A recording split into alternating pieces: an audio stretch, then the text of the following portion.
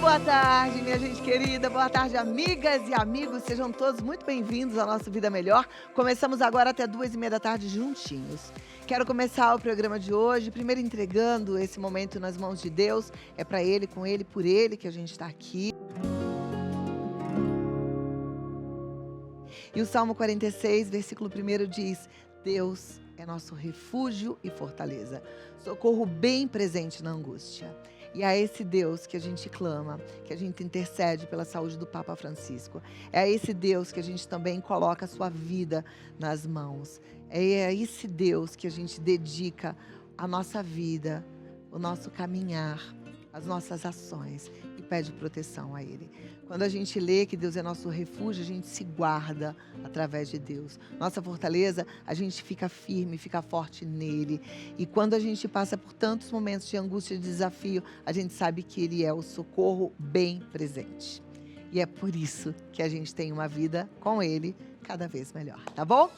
Hoje tem Amor Exigente, eu recebo o vice-governador de São Paulo, Felício Ramute, e ele vai falar sobre como vencer as drogas. Às vezes parece que a gente está numa guerra tão injusta, né? E de fato tá. O trabalho tem sido feito e ele vai contar um pouquinho sobre os desafios nessa batalha. A gente também vai esclarecer dúvidas sobre eclâmpsia, pré-eclâmpsia, diabetes gestacional, desafio que muitas mulheres encontram na gravidez. Na culinária, a gente te pega pelo sabor afetivo, numa versão mais saudável do bolinho de chuva, um bolinho de chuva assado. E no artesanato, a gente vai fazer pintura esponjada para você criar peças maravilhosas. E hoje eu também recebo uma pessoa muito ilustre, um querido escritor, que é o senhor Fernando Machado, que aos 75 anos resolveu virar escritor para vencer o alcoolismo. Só conversas boas, produtivas e edificantes. Isso que me dá prazer de estar aqui com você. E eu te convido, então, para permanecer com a gente através das nossas redes sociais, Vida Melhor Oficial, Cláudia Tenório Oficial, Rede Vida, nosso canal no YouTube. A gente fica ligadinho, isso é bom demais, né? Gente, vou começar aqui com o nosso primeiro momento muito importante. Eu me sinto honrada hoje de receber uma pessoa ilustre. Eu recebo o ilustríssimo vice-governador de São Paulo. Olha, eu ia falar já o nome dele, mas eu tô impactada porque eu o considero também um voluntário de Amor Exigente, porque ele também levanta essa bandeira, assim como eu. Me sinto lisonjeada de ter Amor Exigente toda segunda-feira aqui no nosso Vida Melhor, porque falar do combate às drogas, falar de dependência química, eu acho que é uma necessidade urgente e não é para quem tem problema com dependência química, mas é para qualquer pessoa que é humana, no sentido completo da palavra, tá bom? Mas eu recebo excelentíssimo Felício Ramute, vice-governador de São Paulo, Miguel Tortorelli. Sejam bem-vindos e obrigada pela presença. Muito Bem, obrigada, muito bom recebê-los. Gente, segunda-feira, e a gente já traz aí assunto que de repente pode dar um pouco de luz, de esperança. Isso para mim é muito gratificante. Primeiro, parabéns pelo trabalho que você tem feito. Eu tenho acompanhado de perto e, sobretudo, trabalho no combate à dependência química. Olha, Cláudia, primeiro te agradecer, né? Cumprimentar todos que estão nos acompanhando e te agradecer. Há aproximadamente 2 anos eu vim aqui pela primeira vez. E você já se colocou à disposição para falar de um tema que aflige toda a família brasileira. A questão do uso de drogas, e é um tema que também envolve uma palavrinha que às vezes atrapalha muito, que é preconceito. Até mesmo para a gente implantar equipamentos públicos, Cláudia, para tratar desses usuários, a gente tem problemas, às vezes com a vizinhança, alguém que não quer.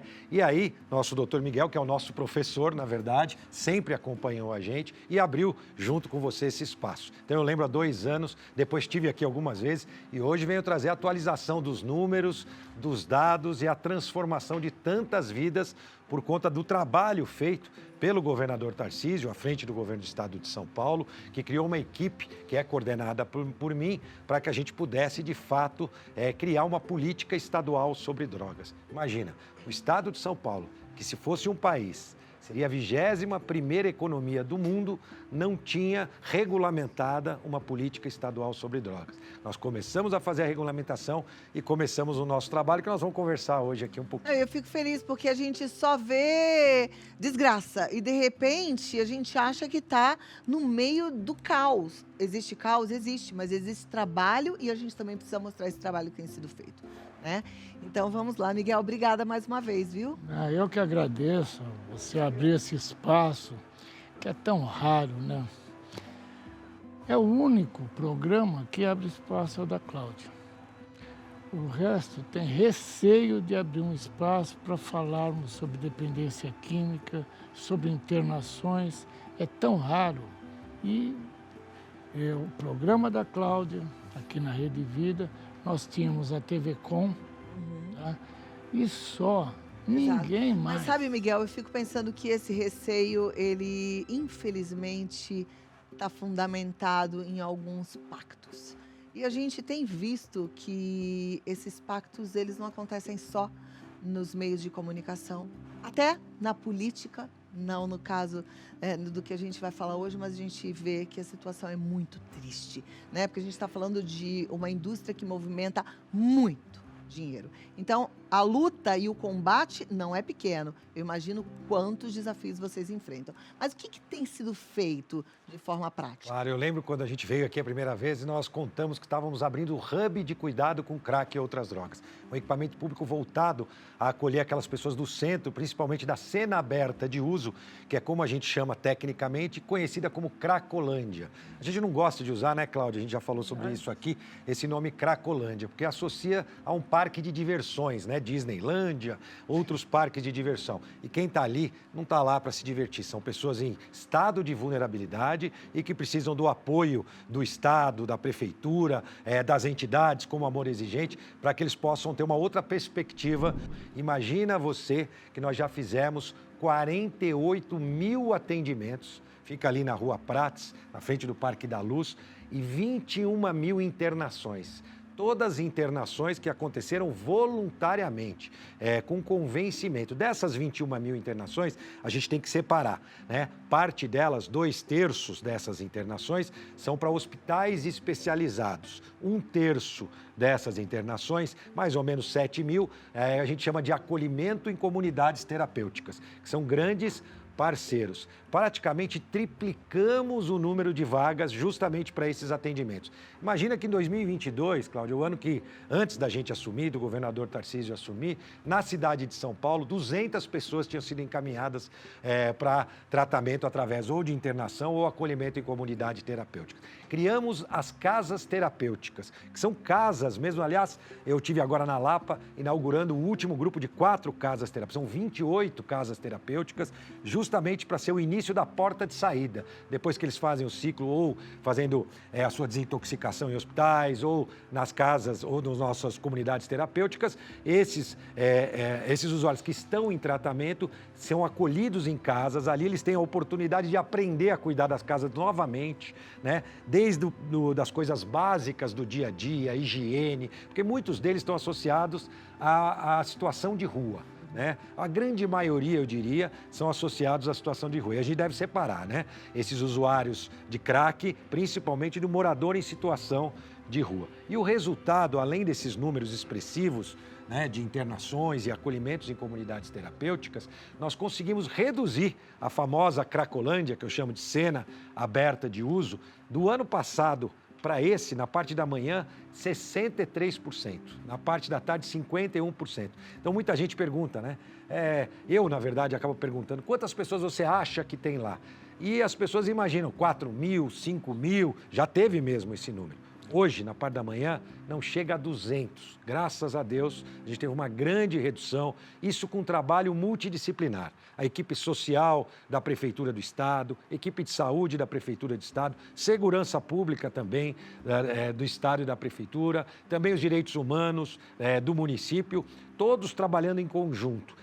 As entidades, como Amor Exigente, que tem sido um grande parceiro desde o dia 1, na verdade até antes, quando a gente elaborou este novo plano de cuidados, este acompanhamento, Cláudia, da jornada de cuidados do paciente. Então, desde que ele procura o hub ou ele é abordado na cena de uso e convencido para se dirigir até o hub, até toda a etapa do tratamento dele, até a gente conseguir fazer o que a gente chama de porta de saída, que é dar oportunidade de emprego. Aliás, né, hoje a gente tem muitas vagas de emprego disponíveis. Por exemplo, na Associação de Supermercados, nós temos 30 mil vagas hoje, para você que está precisando de emprego. Os supermercados têm 30 mil vagas em abertas no estado de São Paulo, não conseguem preencher, né? Então, olha só, então a gente está cuidando deles, dando oportunidade depois, quando eles estão no estágio correto, porque se você antecipar essa ida, pode ser prejudicial para o tratamento, não é isso? Isso são encaminhados Pelo nosso sistema, a prefeitura, que tem o POT, que já é um programa da prefeitura, que remunera com R$900 por mês para eles trabalharem em serviços da prefeitura, e os contatos com a iniciativa privada feito pela nossa Secretaria de Desenvolvimento Social e a Secretaria de Desenvolvimento Social do município. Nunca, se você pode perguntar para qualquer servidor, seja do município ou do estado, nunca se viu tanta sinergia para atuar nesse problema que é gravíssimo quanto nesse momento. Governador Tarcísio, prefeito Ricardo Nunes e eu coordeno pelo lado do estado e eu que faço a conexão de todas as secretarias, porque o tema é multidisciplinar e por isso o governador pediu para que eu pudesse coordenar, porque aí eu posso fazer com que todas as secretarias participem em sinergia, e aí agora o vice-prefeito também, Melo, Coronel Melo, do Ricardo Nunes, é quem tem coordenado o trabalho por parte da prefeitura. Os trabalhos estão avançando muito, muitas vidas já foram Você salvas. falou 21 mil pessoas Isso mesmo. conseguiram internação. Perfeito, internação ou acolhimento em comunidade terapêutica, em menos de 2 anos. E o custo disso é altíssimo, né? Sim. A gente às vezes fala de desvio de verba pública, dinheiro gasto desnecessariamente, mas vocês não param para pensar em algo desse jeito, né? Quando a gente tem alguns E ainda críticos, multidisciplinar. os críticos ideológicos, vamos chamar assim, eles falam, mas tem gente que já foi internada 3, 4, 5 vezes. E esse é um problema, o Miguel pode dizer e confirmar que ele que é o especialista. Na verdade, é difícil você encontrar alguém que na primeira internação já consiga ter um caminho novo para ele. Inclusive, se for internado numa clínica particular, com todos os luxos, todo o acompanhamento. Então, não é uma situação comum para a pessoa despertar de todos os problemas que os levou às drogas e fazer com que ele possa passar a olhar o futuro com outro olhar. O tratamento ele vai ficar pela vida inteira, né, Miguel? É um tratamento pela vida inteira, mas ele tem essa disponibilidade e aí hoje os críticos nos criticam dizendo, mas vocês ficam com uma porta giratória, às vezes tem gente que foi internada 3, 4, serão internadas quantas vezes forem necessárias. Né? Miguel, sua filha, que está limpa, graças a Deus, maravilhosa há muitos anos, ela chegou a ser internada quantas vezes? 14. 14 vezes. Tive quatro involuntários. 4 voluntários. Tive um colega de trabalho recentemente que passou por 4 internações que nós acompanhamos, né? Aliás, a última foi por livre e espontânea vontade lá na Rua Prates. Do Hub, e foi atendida e foi, né, deu tudo certo. Então, é um trabalho que realmente funciona. Houve uma mudança? Primeiro dizer em relação a vagas, né? Hoje o Hub tem disponibilidade de vagas, a nossa rede de hospitais tem disponibilidade de vagas, nossa rede de comunidade terapêutica tem disponibilidade de vagas. Quantas vagas o governo tem? Bom, em comunidades terapêuticas, são 1.500 vagas em comunidade terapêutica, 800 vagas só para coordenação do Hub. Você está falando que tem 1.500 vagas disponíveis? Disponíveis total. Hoje devemos ter... Ou já ocupadas? Não, disponíveis. Hoje, na verdade, são 1.500 disponibilizadas pelo Estado. Hoje nós devemos ter por volta de 350 vagas disponíveis. Lembrando que as comunidades recebem por aquilo que elas produzem, né? Por aqueles nossos pacientes que são atendidos ali. Nos hospitais, mesma coisa. Nós devemos ter hoje por volta de 250, 300 vagas, é o número, eu estou com o número do final de semana, por volta de 250, 300 vagas disponíveis no hospital. E sempre, só que o que é importante, Miguel, e você sabe bem disso, é que a pessoa tem que ter a característica certa para o tratamento certo. Não adianta você encaminhar para uma comunidade terapêutica alguém que precisa passar por uma desintoxicação primeiro num hospital especializado. Ou vice-versa. Você querer levar para um hospital alguém que já está no meio do caminho, que poderia ser acolhido numa comunidade terapêutica ou numa das nossas casas terapêuticas. Então a gente tem todo o cuidado. Pra você ter uma ideia, a gente faz reuniões semanais, Estado e município, da saúde, do social, também da segurança pública, e uma reunião mensal que eu faço com todos os envolvidos, mostrando o resultado dos seus trabalhos, o resultado que a prefeitura tem em conjunto conosco. A gente considera tudo um único esforço hoje. Eu lembro que quando eu vim aqui, eu contei para você que eu tinha aquela impressão, e é normal, e Miguel sabe disso, se a gente juntar 3 especialistas nessa área, Cláudia, são 5 opiniões diferentes.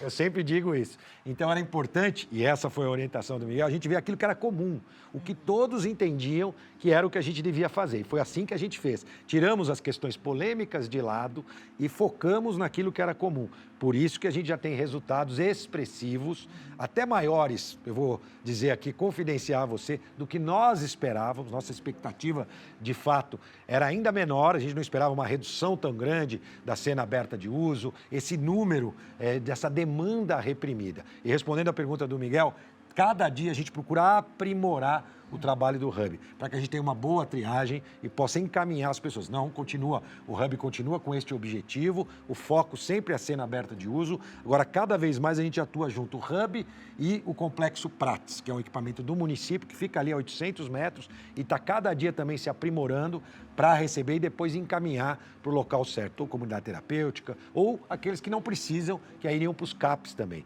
Nós aqui, o nosso trabalho não é internar todos, é entender a história de cada um, oferecer um leque de cuidados e encaminhar para a direção que nós consideramos certa. Então tem que ir para o Prates ou tem que ir lá? Não. Na verdade, espontaneamente, você pode ir para o Hub vai fazer a tua recepção. Se tiver um perfil para a gente encaminhar para o Prates, a gente mesmo, é o Hub que vai encaminhar. Vai fazer esse encaminhamento. Ele não vai a pé, nós temos uma van que leva essas pessoas. Essa responsabilidade é nossa.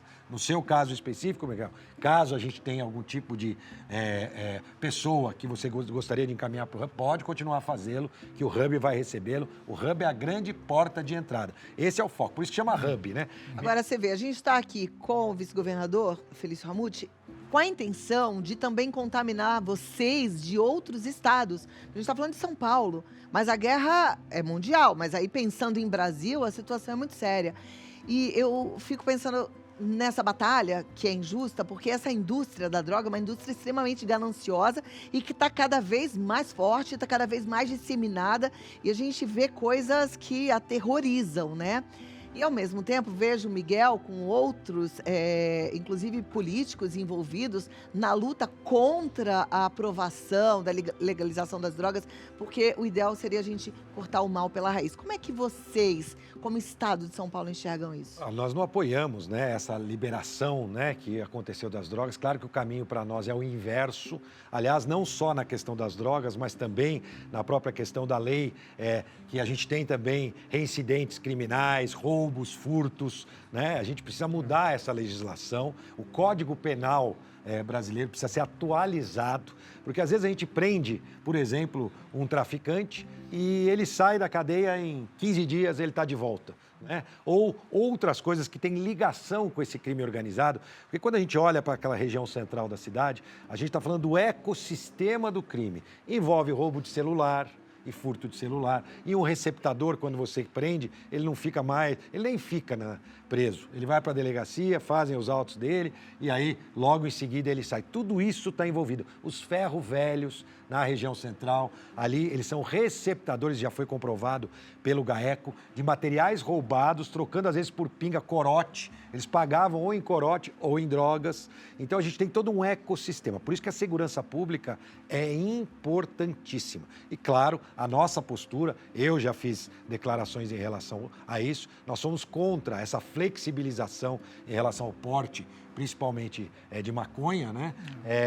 Nós fomos contra, mas é uma lei, na verdade foi uma análise ali do STF e, claro, a gente tem que, como agentes públicos, a gente tem que adaptar a nossa forma de atuação para aquilo que a lei determina. Mas isso não tirou também a nossa energia de continuar esse trabalho com muita ênfase, principalmente ali na nossa cena aberta de uso. Mas nós estamos lutando para isso. Já passou no Senado, né? E agora está lá na Câmara para ser votado, que também nós temos a maioria. precisamos forçar isso daí. E o Miguel está certo, porque aquilo foi uma interpretação, né, do STF, porque não havia clareza na lei. Se a gente tiver uma lei votada pelos nossos deputados, aí isso pode ser modificado, porque aí não tem uma interpretação. Então, o STF acabou interpretando essa questão e que uma lei poderia, de fato, definitivamente, deixar um marco legal claro. Assim como a gente fez, por exemplo, na política estadual sobre drogas, quando a gente chegou e não tinha, conforme eu disse, né, não tinha uma regulamentação. Nós regulamentamos a política estadual sobre drogas, que é o básico para a gente começar a poder atuar e entender quem é o responsável por quê dentro do Estado. E agora estamos preparando também uma grande campanha de prevenção. Trouxemos especialistas. Esse é o caminho, né? É caminho. Importante isso. Nas escolas, né? Devemos agora em março, juntamos especialistas, o Miguel faz parte de um grupo de especialistas que a gente escutou também para construir essa política de prevenção. Já está na fase, vamos dizer assim, final da gente poder implementar nas nossas escolas, que é o local importantíssimo. Não se trata de uma campanha isolada, alguma coisa que começa, feita e depois se interrompe. Não, é um trabalho contínuo também. Ele tem que ser feito de forma contínua. E a gente tem para o centro da cidade, Cláudio, uma outra grande notícia, que é a questão da mudança do centro administrativo. Tudo isso traz para a cidade de São Paulo, em especial para o centro também, né, nesse trabalho que a gente faz com o crime organizado, com a questão dos usuários, aqueles que estão sendo utilizados pelo crime, explorados pelo crime organizado. A gente tem casos de pensões das mulheres exploradas sexualmente para trocar por droga. Tudo isso o Ministério Público está acompanhando junto com a gente, a nossa Secretaria de Segurança, e a gente vai ter também a mudança do nosso centro administrativo ali no Campos Elíseos, a construção de prédios, onde nós vamos trazer 20 mil servidores do Estado que vão se concentrar ali no Campos Elíseos. Mais uma iniciativa para a gente dar mais dinamismo para o centro e sempre com esse olhar para poder atender aqueles que mais precisam. Quando a gente pensa num trabalho multidisciplinar, quando a gente fala de prevenção de drogas, na verdade a gente também pensa nesses multiprofissionais que acabam tocando também na ponta da segurança, né? A segurança de São Paulo hoje é um problema muito grande. Os paulistanos, os paulistas, pensando em Estado, eles estão sofrendo muito com a segurança. E você acha que fazendo esse combate às drogas, a gente também cuida ao mesmo tempo dessa parte Sem de dúvida, segurança? porque quando você faz o combate ao crime organizado, você está pegando uma instituição que, na verdade, alimenta os diversos tipos de crime. As drogas são uns dessas modalidades. A gente tem trabalhado muito na segurança pública. Os indicadores, sejam indicadores de roubos, de furtos, de homicídios, eles são os melhores números. Só que você vê, não importa você ter melhores números, se a sensação de segurança da sociedade não corresponde aos números. Então, isso é uma missão para nós, gestores públicos, fazer com que cada vez mais a população possa se sentir mais segura. Vou dar um exemplo para você que nós atuamos ali no litoral, né, principalmente Santos e Guarujá. Né? A situação da população lá era muito crítica. Nós fizemos uma grande operação, permanecemos operando lá e a situação hoje, a população nos agradece pelo trabalho que está sendo realizado ainda em relação ao centro. A gente tem uma outra questão, e aí não é justificando, né? Todo mundo tem R$300 no bolso hoje, que é o celular. Qualquer lugar que você for, algum bandido vai saber que pode ter aferir algum lucro fazendo uma abordagem com você. E a gente tem um trabalho feito nas receptações, tudo isso, e a questão da legislação que a gente falou aqui, que às vezes você prende e solta, prende, solta, a justiça solta, isso dificulta o trabalho. Então, cada vez mais a gente tem que trabalhar não só na segurança em si, mas em melhorar a sensação de segurança. Aqui em São Paulo, o Smart Sampa, que é o sistema de câmeras, tem contribuído muito para isso. A gente vai avançar e cada vez mais acho que a população vai se sentir mais segura. É claro que a gente tem casos pontuais, como aconteceu no Itaí Bimbim, aquele caso com aquela senhora foi até mordida, né? Aquele caso da morte daquele ciclista. Então, nós estamos, claro, acompanhando os casos pontuais, mas nós temos que trabalhar olhando para todo o estado de São Paulo. Um número que vale a pena lembrar é que hoje o número de homicídios no estado de São Paulo é equivalente, inclusive, a alguns países de primeiro mundo. Por incrível, em Miami, por exemplo, o número de homicídios é 5 vezes mais do que da cidade de São Paulo. Mas o que vende ainda é a desgraça, né? Isso. Impressionante. Você liga a televisão, tem mais audiência, tá lá só desgraça, a tarde inteira de desgraça. Mas a população tem que ser exigente com a gente, Agora, a deixa eu gente te vai fazer uma melhorando. pergunta. A gente cobra muito, Isso. e tá certo, a gente tem que cobrar, né, dos políticos que estão lá, para atuar, para promover bem-estar para toda a sociedade, mas eu sempre penso que a gente também tem a nossa parte. Eu queria que você deixasse assim um recado para nós, cidadãos. O que é que a gente tem que fazer? O que um político também espera? Porque eu acho que é via de mão dupla. Nessa questão do uso de drogas, dentro da casa da gente. A gente tem que estar atento. Nós também entregamos os Prevenir, são centros em todo o estado de São Paulo, Ribeirão Preto, São José dos Campos, várias cidades do estado de São Paulo, e vamos abrir agora na cidade de São Paulo, que é justamente para que as famílias possam tirar suas dúvidas. Elas vão buscar esse local que chama Prevenir, e ali eles podem, olha, eu acho que eu vi o meu filho numa situação assim, o que eu posso fazer, como eu devo abordar? A gente tem psicólogos, a gente tem assistentes sociais nesses locais, justamente para ajudar essas famílias antes e depois para aqueles que passam pelo tratamento, ter um ponto de referência naquela região. Então, sempre o cidadão pode fazer a sua parte, até ajeitando a frente da sua casa, cuidando da planta ali na frente da sua casa. E a nós, gestores públicos, a nossa missão é poder pegar os recursos dos impostos e transformar em melhor prestação de serviço, ser mais eficiente para poder gerir melhor o recurso dos impostos. Então, em todas as áreas, todo mundo pode fazer a sua parte. Deixa eu fazer mais uma pergunta, que eu sei que estamos já... No limite. E o Elvésio? Sim. Continua como está? Vai ter mudanças, né? O Helvetia, ele hoje faz parte, ele já não é um prédio separado, ele faz parte do que a gente chama de complexo hub, né? Então ele está lá justamente para ampliar o número de leitos do hub, lembrando que o hub não interna, a gente fica lá em observação, faz todos os exames, porque às vezes aquela pessoa que chega pedindo uma internação tem outras doenças. Então a gente faz todos os exames, acompanha todo o perfil daquela pessoa, inclusive médico, e aí se encaminha ele. Então o Helvetia serve como um apoio para o hub cada vez mais. Existia no Helvetia uma residência terapêutica. Essas pessoas, são, se não me engano, 20 pessoas, eles estão indo para as nossas casas terapêuticas. Porque no Helvetia não é uma casa, ele simula uma casa onde a pessoa tem um quarto, tem uma cozinha. Nas residências, nas nossas casas terapêuticas, eles passam a ter, de fato, esse ambiente de uma residência. E o Helvetia cada vez mais atuando como um back-office para apoiar os trabalhos do Hub. Então, sempre a gente pode fazer melhor. E é por isso que a gente vai adaptando, cria uma oportunidade. E, claro, sempre podem haver críticas, sugestões, e a gente está aberto para isso. E vocês, parceiros do Amor Exigente, que conhecem da área, sempre estarão do nosso lado, se Deus quiser. Vamos falar Considerações finais, vice-governador. Agradecer, na verdade, a oportunidade, Nós que dizer agradecemos. a cada um de vocês que estão nos acompanhando que o governo do Estado de São Paulo tem trabalhado muito para transformar a vida das pessoas, principalmente aqueles que mais precisam. Nós temos uma grande agenda de infraestrutura, geração de emprego, renda, e esse trabalho que eu tenho me dedicado muito e tem me dado muita satisfação, porque eu tenho encontrado bons parceiros e tenho podido acompanhar de perto a história de transformação da vida de muitas pessoas. Então, eu queria só aproveitar, fazer um convite a você que está nos acompanhando, para que juntos a gente continue construindo a cidade, o Estado e o Brasil dos nossos sonhos. Que Deus abençoe a todos. Obrigado. E tem que cuidar da vida pessoal. Manda um abraço para sua esposa. Muito Muito obrigada mais uma vez pela sua presença. Foi uma alegria te receber, viu? Obrigado. Obrigada, Miguel. Cláudia. E ó, para quem não conhece, o Amor Exigente tem um site maravilhoso, amorexigente.org.br. Entra lá e vá para um grupo de apoio. Hoje nosso bate-papo foi muito focado no estado de São Paulo, mas que sirva como referência para os outros estados também. Mas que sirva também para a gente pensar um pouquinho no nosso papel, qual é a prevenção que a gente está fazendo dentro da nossa casa, qual é o cuidado que a gente está dando para a nossa calçada, para o nosso quintal. Olha, sabe que toda segunda-feira tem Amor Exigente, né? E a gente sabe que vencer uma dependência química não é fácil.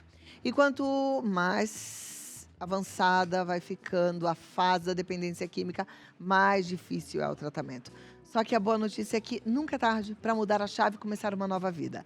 E foi isso que o engenheiro aposentado, senhor Fernando Machado, fez. Aos 75 anos, ele resolveu escrever o livro de memórias Gastura para vencer o alcoolismo. E deu tão certo que hoje, com 81 anos de idade, ele está escrevendo mais um livro. Seja bem-vindo, seu Fernando.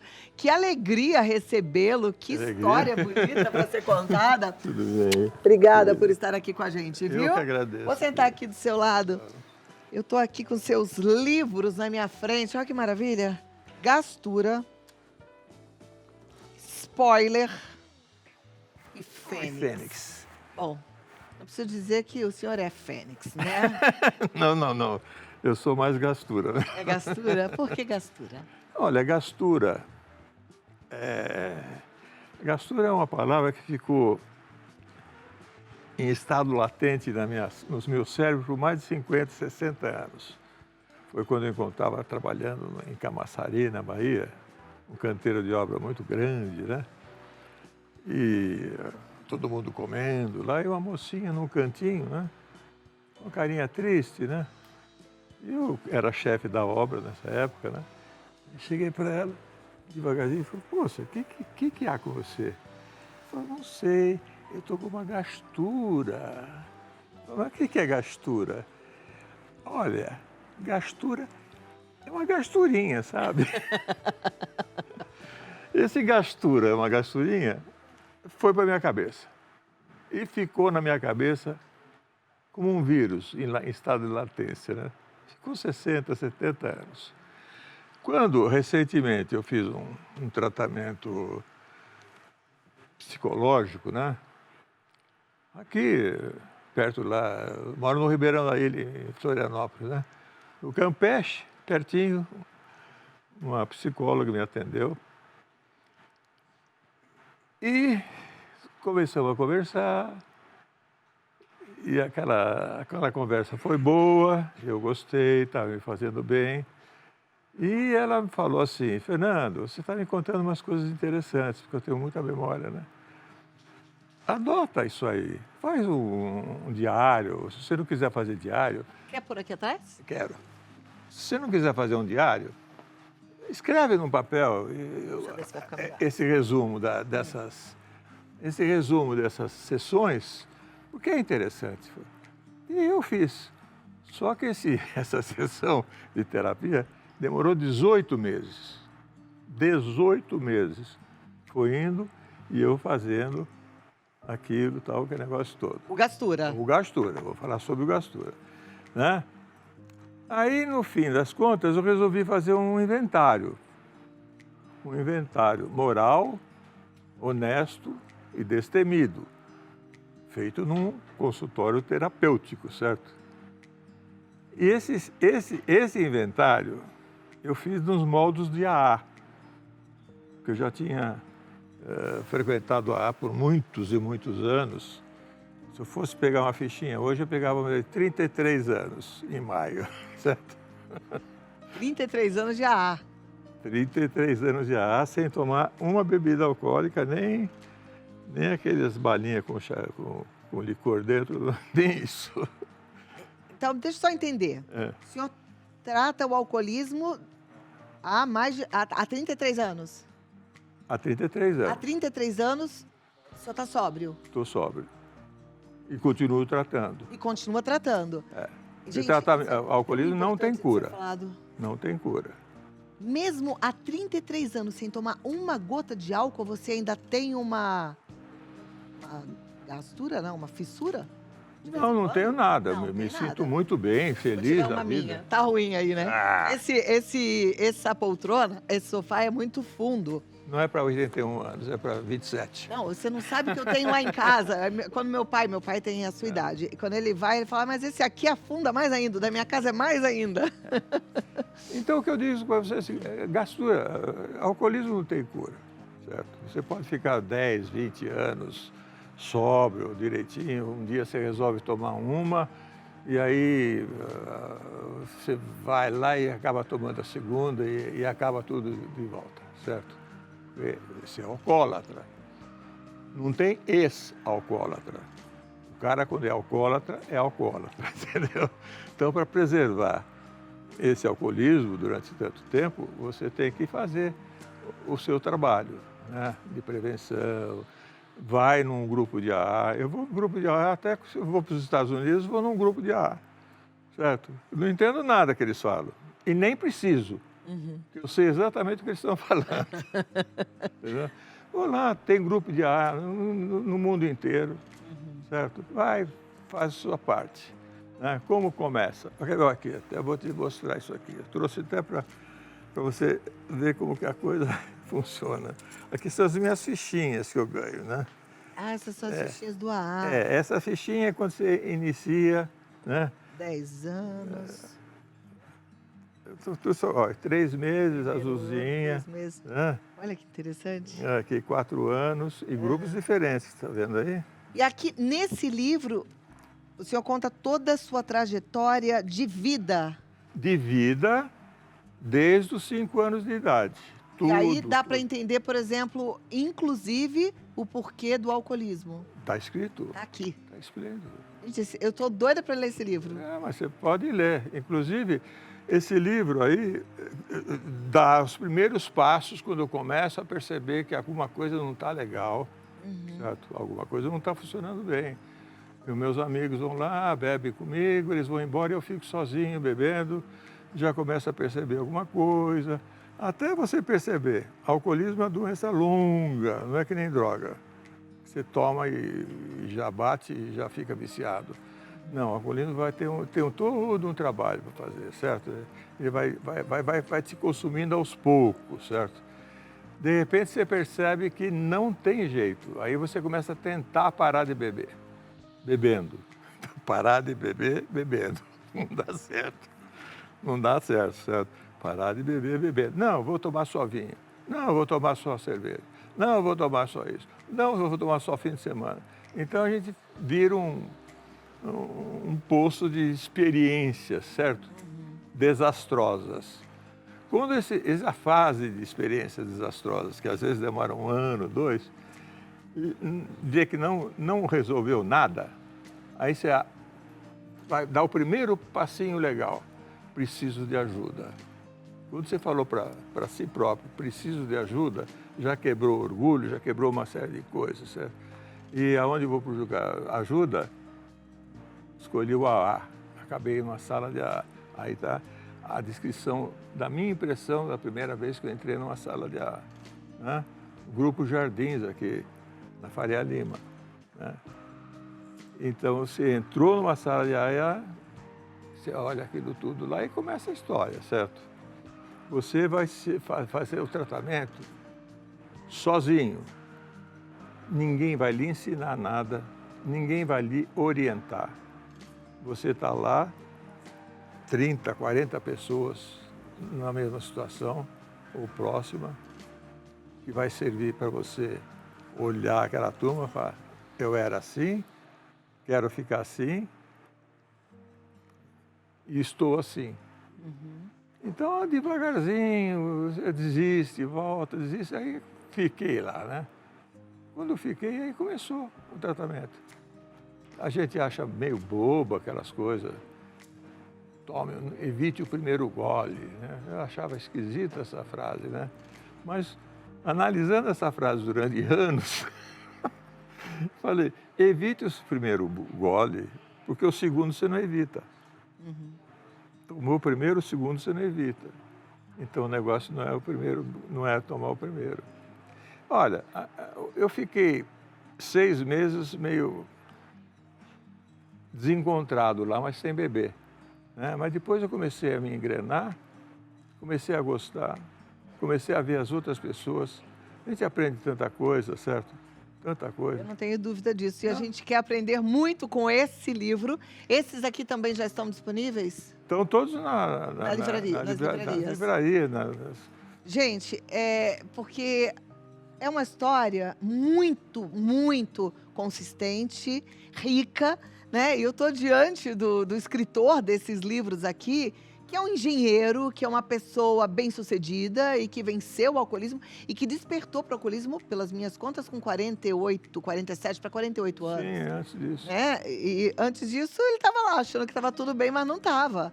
E só para terminar, porque nosso tempo em televisão voa, o senhor depois, em sobriedade, é mais feliz do que quando ficava lá bebendo com os amigos até... Olha, são felicidades diferentes. A felicidade alcoólica é intensa, mas voa, certo? A felicidade do sóbrio, né, é uma felicidade permanente, né? Estar bem, né? Sempre, né? Eu estou sempre bem, E, aliás, está ótimo com 81 anos, mas eu descobri porque morar em Ribeirão da Ilha não é para qualquer um também, né? Ele morou na Bahia, morou aqui em São Paulo, na Faria Lima, foi morar em Florianópolis, que delícia. Mas não é assim, né? Fui morar. Tudo tem uma história que Tá no chega lá. livro? Tá tudo no livro, certo? Precisamos ler o livro. Fernando Machado, escritor, gente. 3 livros maravilhosos, eu indico para você, mas assim, para ler logo, eu não tenho dúvida de que você vai se apaixonar, tá? E você entra na editoralabrador.com.br ou então compra pelo Amazon, amazon.com.br. Coloca lá Fernando Machado, coloca Gastura. Vou deixar só o Gastura, porque depois você encontra os outros lá no amazon.com.br, tá bom? editoralabrador.com.br ou amazon.com.br. É Quer isso deixar um aí. recadinho final?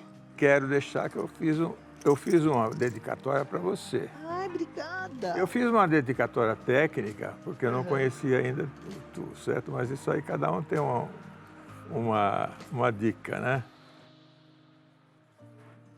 E aqui é meu novo livro, ó. O Velho e o Cão. O Velho Cão, eu até trouxe um aperitivo.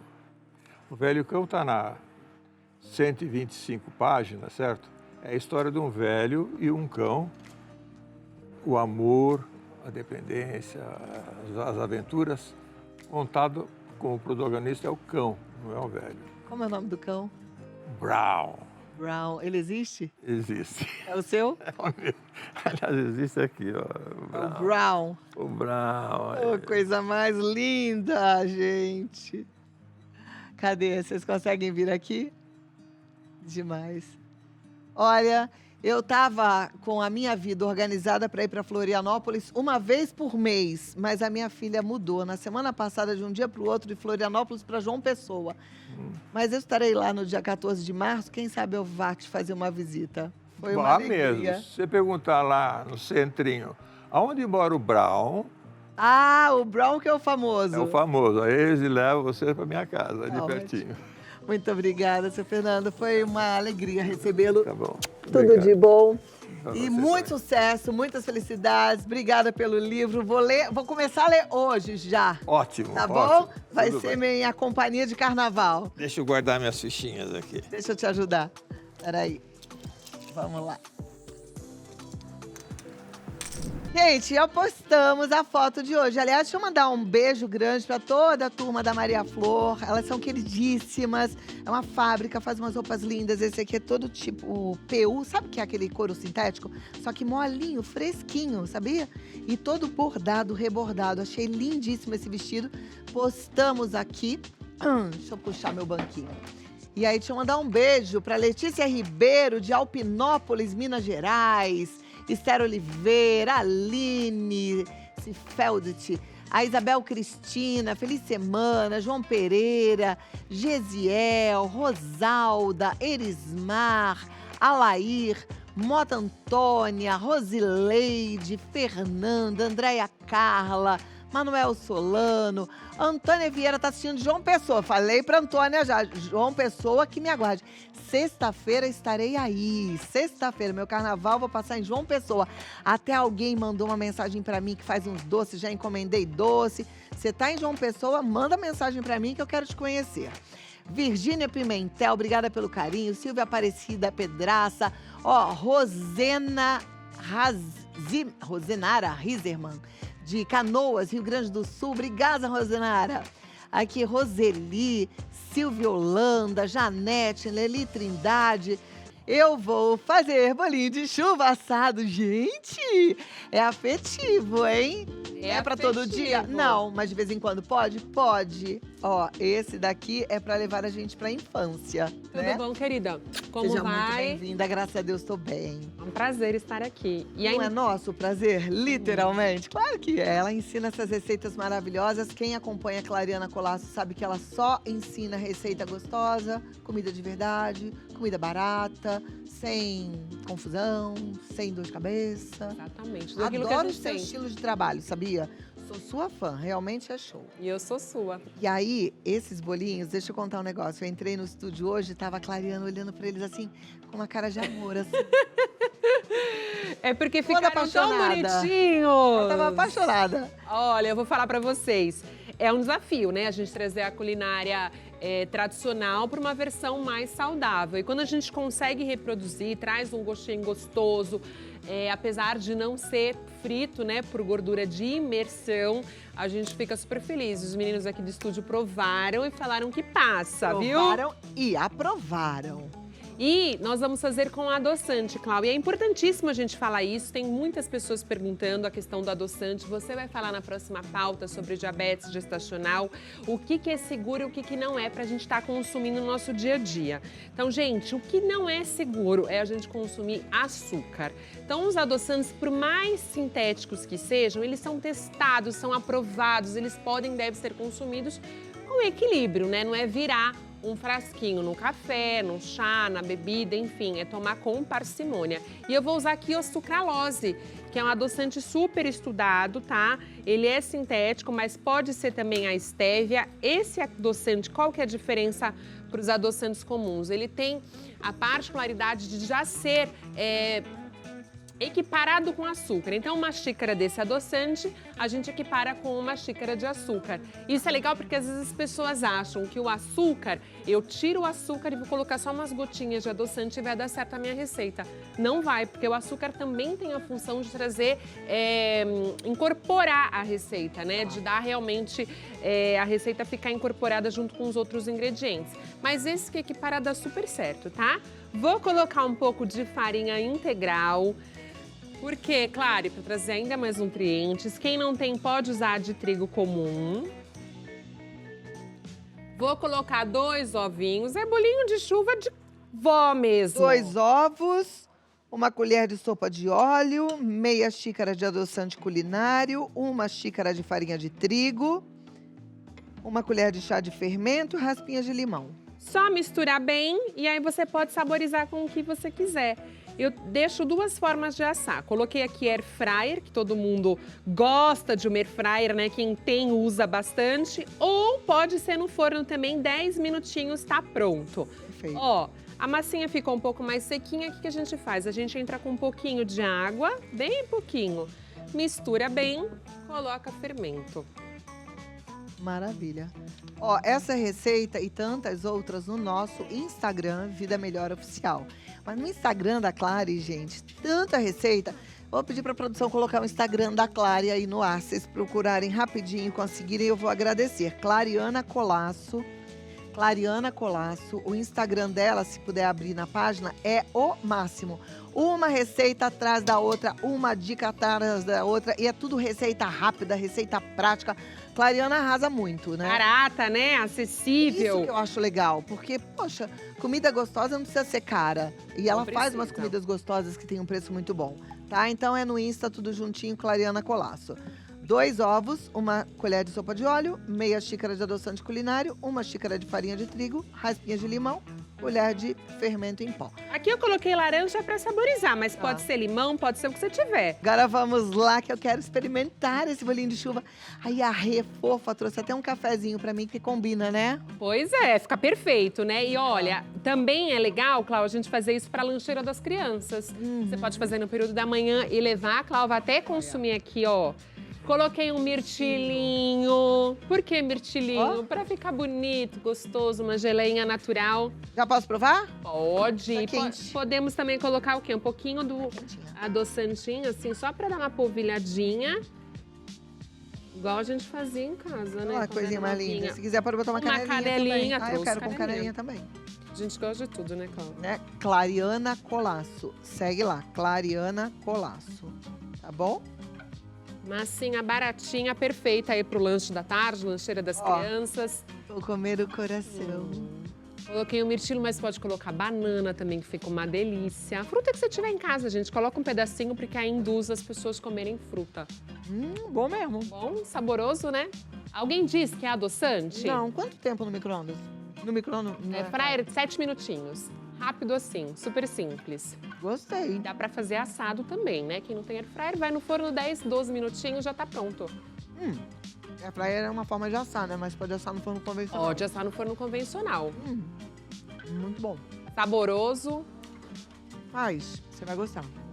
Mariana Costa, você que é nutricionista, um diabético poderia comer? Pode comer, ainda mais que a gente colocou a farinha integral, que ela tem maior quantidade de fibras do que a tradicional. E também vai o adoçante, não vai o uso de açúcar, né? É importante falar isso, gente. Açúcar a mais, a gente sabe que faz mal. Adoçante, a não ser que você tome uma quantidade exacerbada, que vai fazer mal. Então, podem usar e abusar de adoçantes. E quem se sente mal com adoçante, Cláudio, geralmente é porque alguns que são ricos em polióis, às vezes se sente distendido. Então procure stevia, sucralose, o importante é evitar o açúcar. Obrigada, meu amor. Te agradeço. Volta pra gente falar agora sobre a nossa saúde. Olha, esse é um assunto importante para as mulheres, não só para as mulheres que estão em idade fértil, que pensam em engravidar ou que estão gravidinhas, mas pra gente que já passou por tudo isso e que agora é mãe, prestes a ser vovó ou já é vó, né? A gente sabe que, infelizmente, algumas complicações podem comprometer a saúde tanto da mãe quanto do bebê. E aí é importante a família também entender o que é cada coisa. A pré-eclâmpsia, por exemplo, é uma condição associada à hipertensão arterial específica da gravidez, que pode surgir a partir da 20ª semana, especialmente no 3º trimestre, podendo evoluir para a eclâmpsia, uma forma grave da doença que põe em risco a vida da mãe e do feto. Outra complicação é o diabetes gestacional, causado pela resistência à insulina, induzida pelos hormônios da gravidez. Embora seja uma condição temporária, requer um monitoramento rigoroso para evitar riscos maiores. Quem vai conversar com a gente sobre tudo isso é o ginecologista Dr. Rodrigo Ferrarese. Seja bem-vindo. Obrigada por estar aqui, uma alegria te receber, viu? Vamos lá, doutor. A gente acompanhou aí o caso da cantora Lecha, foi triste, né? E tantas outras mulheres passam pela mesma situação. E eu acho que é uma informação que a gente precisa sempre trazer aqui para alertar as mamães. Com certeza, a gente precisa trazer esse alerta, Cláudia, por conta de ser algo prevenível. Então, em algumas pacientes, a gente consegue ter a prevenção quando a gente tem algum fator de risco associado, e acho que a gente pode comentar um pouquinho deles. E também é importante porque é principal causa de morte materna aqui no Brasil. A importância do pré-natal, assim que a mamãe descobre que está grávida. É fundamental o pré-natal.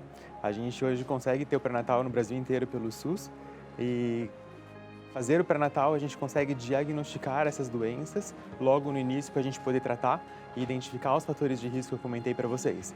E aí começar uma prevenção de pré-eclâmpsia, de diabetes gestacional. Observar os fatores de risco é algo muito importante. Quais são os fatores de risco?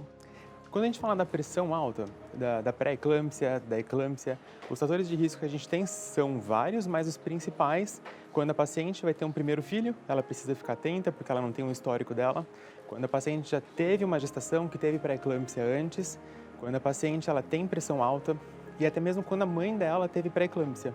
Então esse dado é algo importante que elas precisam saber, se a mãe dela teve pré-eclâmpsia ou não, para poder contar para o pré-natalista, porque isso entra como fator de risco. Diabetes gestacional está ligada à pré-eclâmpsia? É outro fator de risco que a gente tem. Então, a diabetes gestacional é um fator de risco para a pré-eclâmpsia e a pré-eclâmpsia é um fator de risco para o diabetes gestacional. O que vem primeiro? Vem tudo junto, na verdade. O diabetes ele pode vir no começo. Então, a gente consegue ter o diagnóstico da diabetes gestacional logo na primeira consulta do pré-natal, quando ela faz o exame de sangue. Já a pré-eclâmpsia, a eclâmpsia em si, a gente só consegue ter o diagnóstico depois de 20 semanas. Então, a diabetes gestacional pode vir primeiro. Não é uma regra, mas pode acontecer. Diabetes gestacional não é algo que só vai acontecer com as mamães que engravidaram no sobrepeso ou com obesidade, e nem das que engordaram muito durante a gestação, né? Eu conheço gestante magrinha que já está com diabetes gestacional. Por que ela acontece? Isso é algo metabólico, então está relacionado mais à questão hormonal envolvendo a gravidez, que aí mistura os hormônios da gravidez com a insulina, que controla essa questão do açúcar.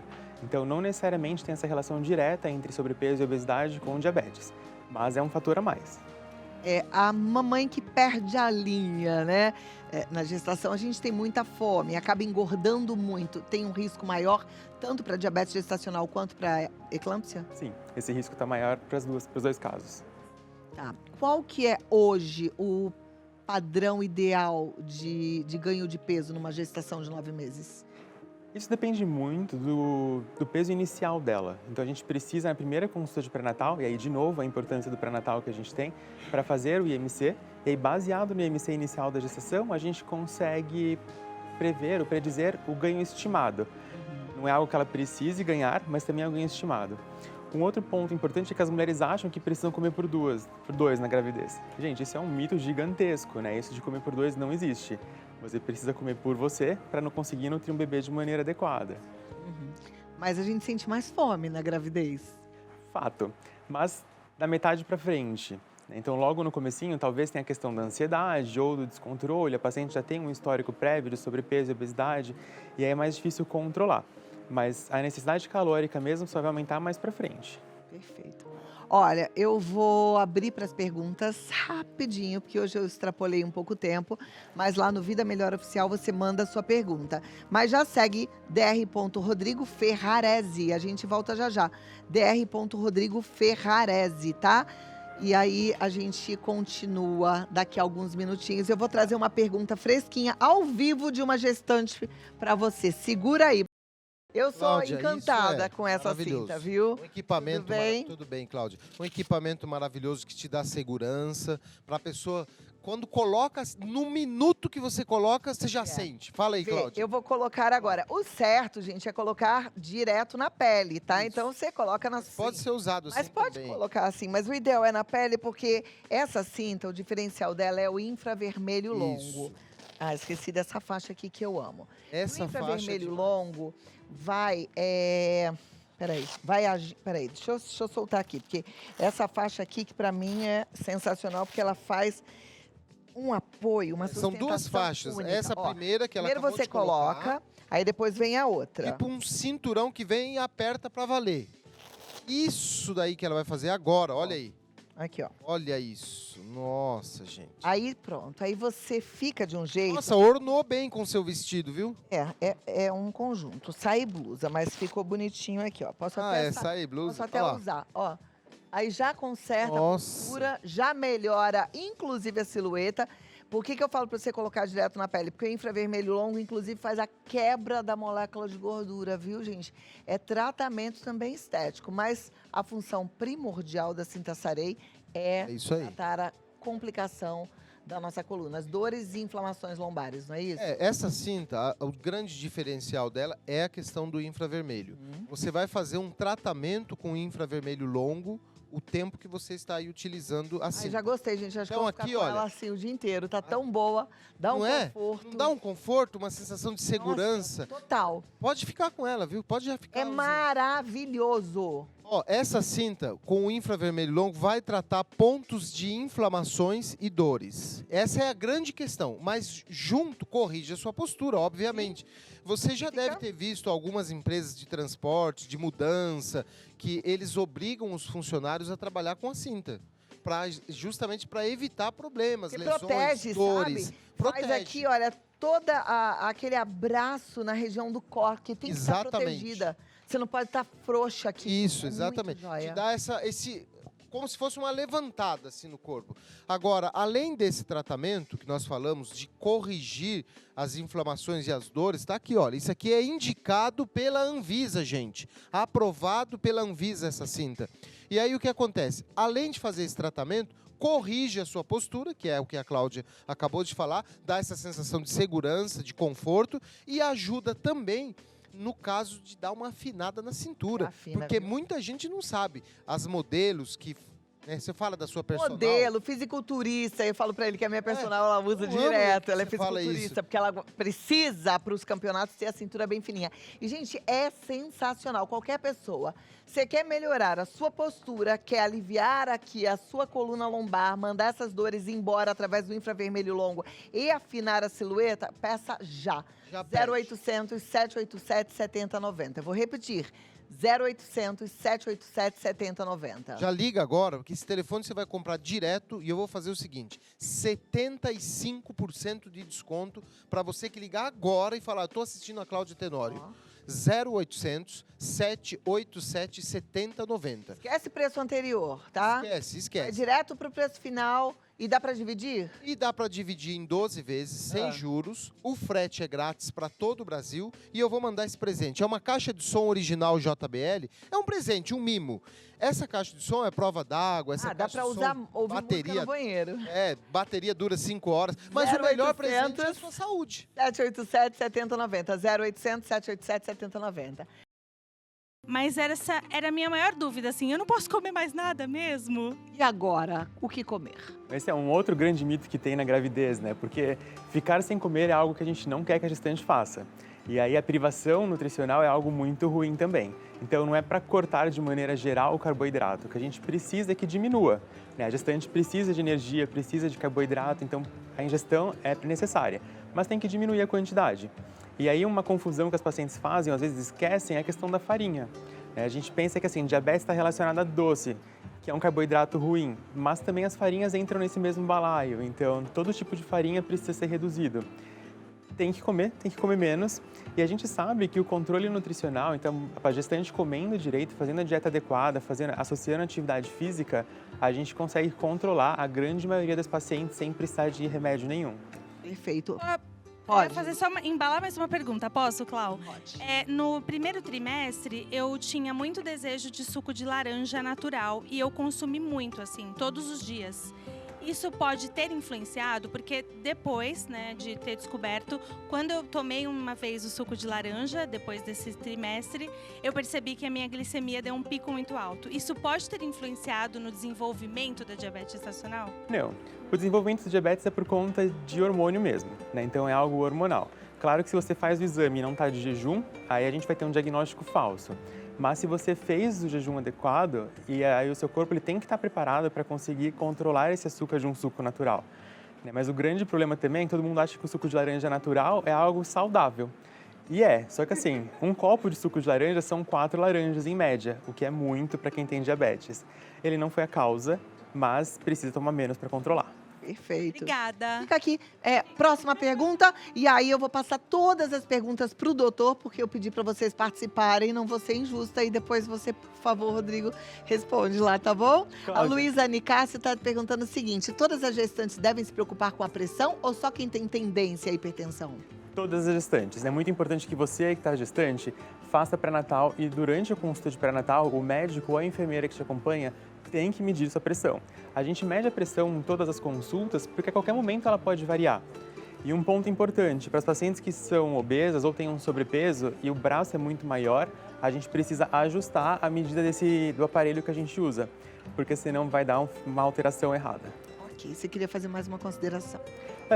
Vou abrir uma caixinha no Insta, então qualquer uma de vocês que tiver dúvida sobre gestante, pode ir lá no Insta que eu respondo hoje mesmo. Perfeito. dr.rodrigoferrarese. dr.rodrigoferrarese. Vai lá que ele responde hoje ainda, tá bom? E o contato para você marcar a sua consulta é o 11 3805 0800. 11 3805 0800. E tem o podcast no Spotify, dr.rodrigoferrarese. Obrigado. Você entrevista mamães, é isso lá? Na verdade, não. Lá eu Você só faço fala. temas ginecológicos, Entendi. mas a gente tem um podcast junto com a Bel, que é minha sócia, que a gente vai falar sobre problemas da maternidade. Tá, então já tem Em uma breve. convidada para você levar. Obrigado. Obrigada, Lelê. Obrigada, Clau.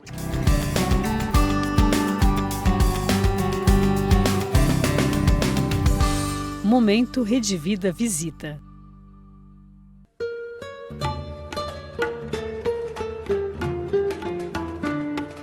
Olá, tá começando o nosso Rede Vida Visita a Israel. E hoje você vai assistir a um programa totalmente diferente do que você já viu sobre Israel, porque eu prometo mostrar lugares diferentes que poucos turistas conhecem, mas que eu garanto são passeios imperdíveis que você vai adorar. Começa agora coisas diferentes que você pode fazer aqui em Israel.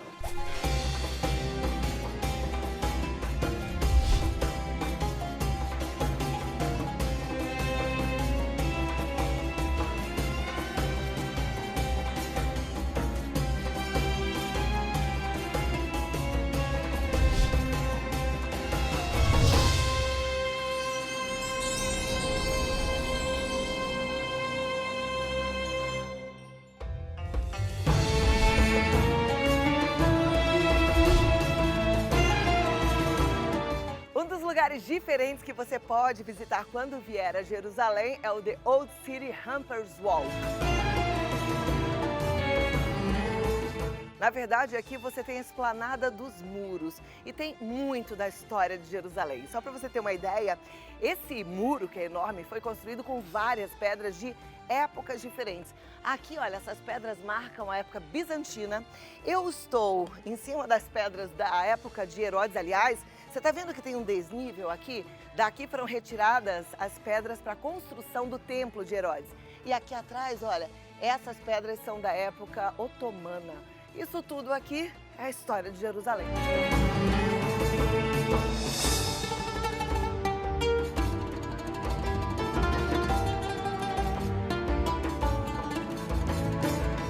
Vamos andar porque tem mais.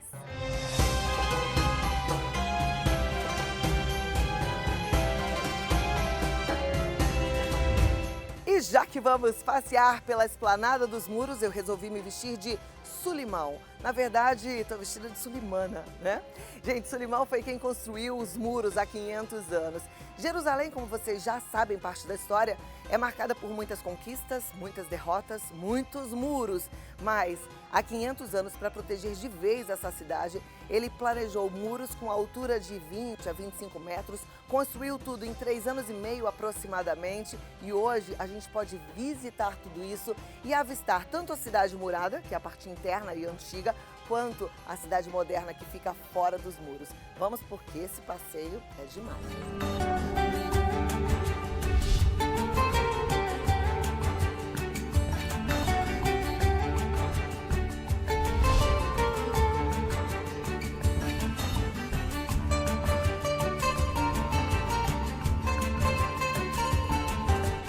E daqui de cima, olha o espetáculo, gente. Um dos símbolos da cidade de Jerusalém, a Torre de Davi, que hoje em dia é um museu que conta a história de Jerusalém. Aliás, um museu lindo, iluminado, um dos passeios que também eu acho que vale muito a pena você apreciar e que acontece à noite, tá?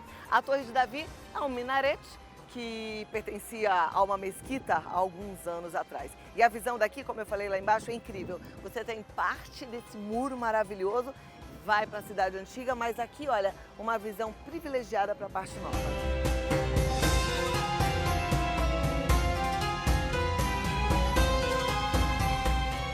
Olha que visual! Aqui bem do alto a gente tem tudo isso para apreciar da parte moderna de Jerusalém, mas aqui, gente, deixa eu mostrar uma coisa que eu achei interessante. Ali, olha, a gente vê uma chiculi. E aprendi que uma chiculi é uma espécie de varanda, na verdade, os soldados antigos, eles ficavam dali olhando para ver se vinha algum inimigo. Se viesse inimigo, depois repara os buraquinhos que tem. Dali saíam algumas coisas. A gente não sabe se eram armas de fogo, se eram arco e flecha, se era tomate, água quente, óleo, sei lá.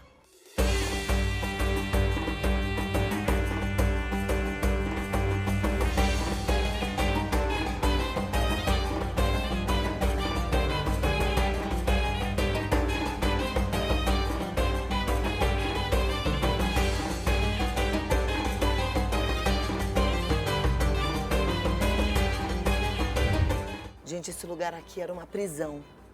E olha, estão fazendo escavações e encontraram achados da época de Herodes, do templo.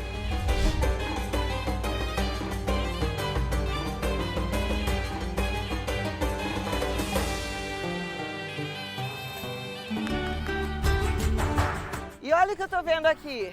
Lugar para nós 4, gente, representando as 4 épocas. Vamos pra cá, equipe. Vamos tirar uma foto. Essa foto vai ficar bonita. Eu já tenho até meu lugar aqui escolhido.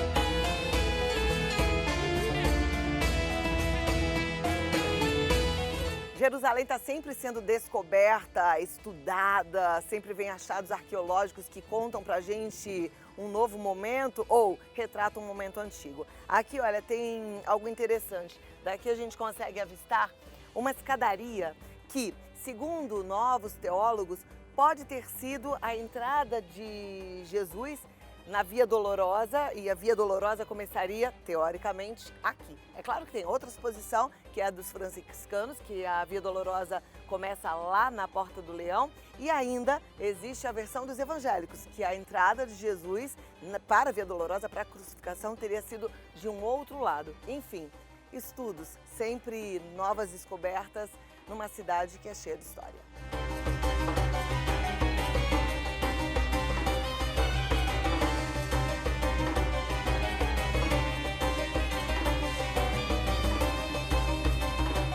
Olha, eu vou mostrar uma coisa para vocês interessante.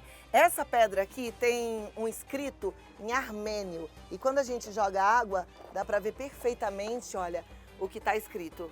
Como eu não sei falar armênio, eu estou entendendo o que está escrito aqui. Rede, vida é demais. Não é isso? Acho que é.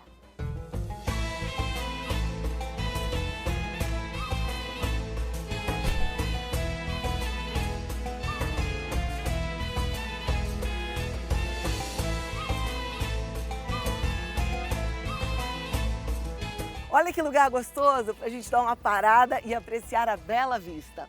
Olha, mais do que uma bela vista, a gente tem aqui o cemitério armênio, mas a preciosa Igreja da Dormição, que é aquela igreja com a cúpula triangular. Segundo os estudos, foi ali que a Virgem Maria adormeceu e foi levada aos céus.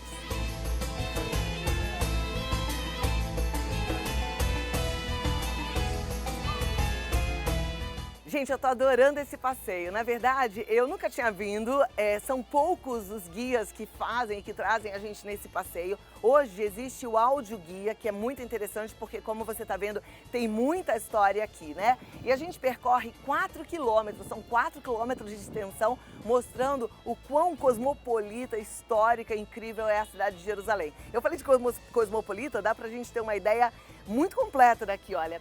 Aqui a gente já avista uma escola cristã, aí ali a gente tem as sinagogas judias, logo na frente dá para ver o Domo da Rocha, que é muçulmano, daí tem outra mesquita ali na frente muçulmana, tem a igreja russa ali, quer dizer, é uma mistura de tudo, um pouco de tudo, convivendo com muita paz aqui em Jerusalém.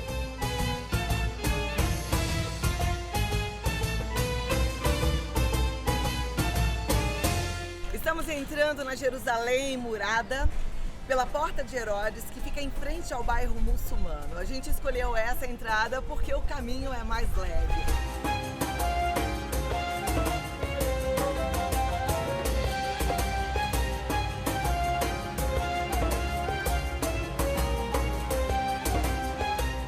Olha, prepare-se para entrar num supermercado em Israel, porque você vai ficar completamente perdido. Se você não sabe falar nem hebraico, nem árabe, a situação fica um pouco complicada. É bom você memorizar os logos de cada marca da qual você costuma comprar, para aí você não errar tanto, né?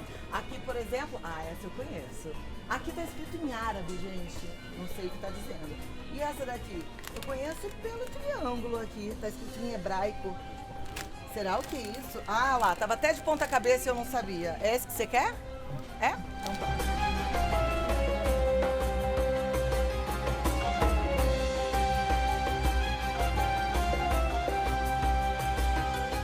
Ainda bem que pipoca tem cara de pipoca, né? Porque escrito assim eu não ia adivinhar nunca. Isso que é uma coisa que eu amo.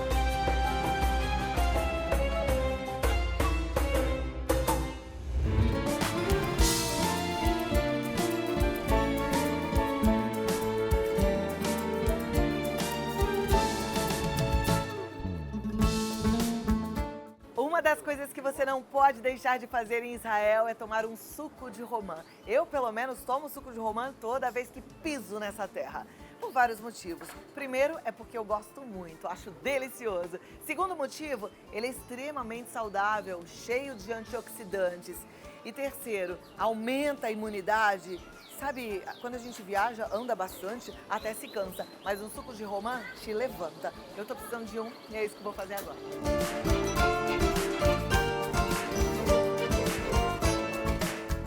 Delícia.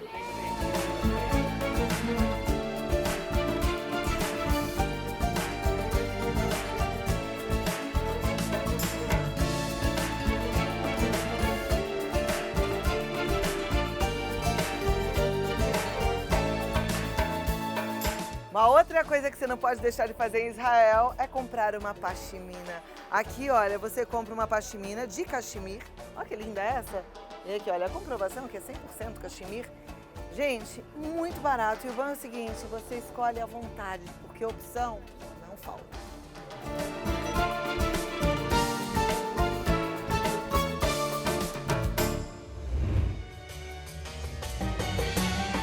Gente, aqui em Jerusalém, a Via Dolorosa é cercada por lojas, né? E tem lojinhas de todos os tipos. Agora é o seguinte, prepare-se para barganhar, porque aqui, olha, eles gostam da briga, viu? Tem que pechinchar bastante. Eu vou fazer isso agora, presta atenção, é só para aprender.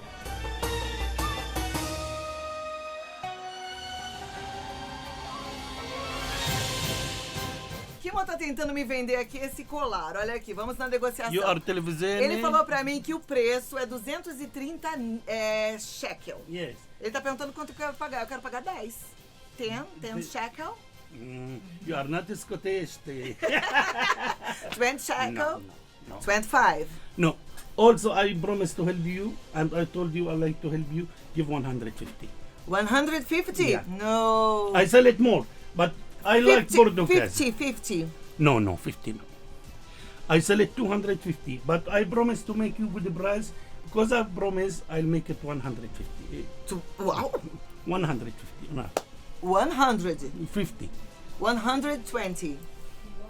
How business you is. She must work with me. I like her to work with me. 145. No, 100. No, you said 120 now. 120. No, 140. Just 120. No. Give me 130. Thank you so much. 130. No. Okay. Thank you.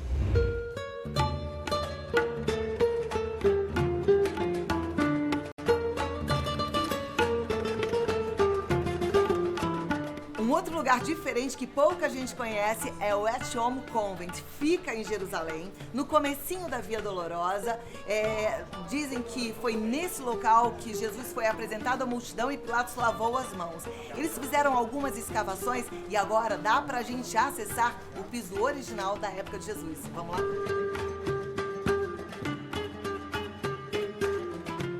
Segundo a tradição, foi nesse lugar que apontaram para Jesus e falaram, este é o homem.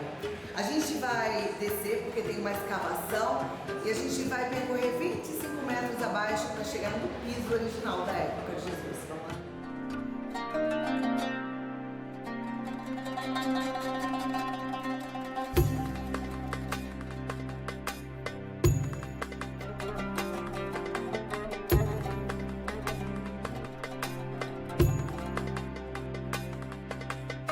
Olha que interessante, aqui nessa sala a gente já tem alguns achados arqueológicos.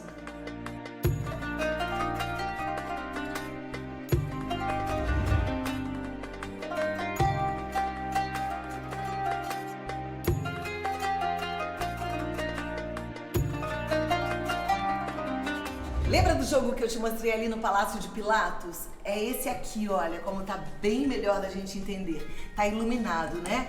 É o jogo que os soldados romanos faziam, eles riscavam o chão e aquela história. Eles brincavam com a sorte, mas também era o jogo usado para escolher quem seria o crucificado do dia.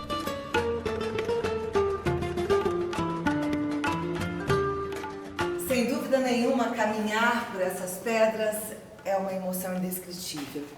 Por aqui caminhou nosso Senhor Jesus.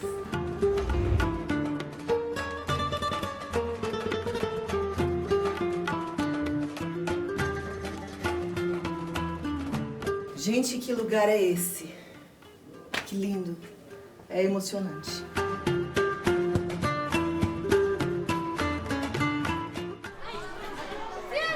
Eu ainda dei a sorte de sair no horário de saída da escola. Daí tem um monte de criança e é gostoso da gente ver que, como em qualquer lugar do mundo, elas saem alvoroçadas da escola.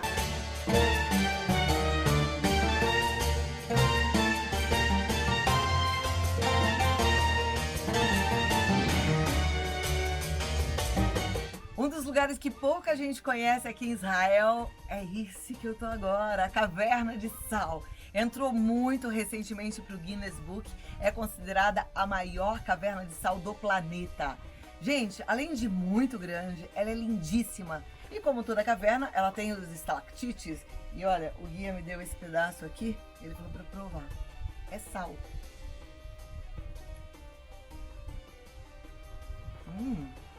É puro sal.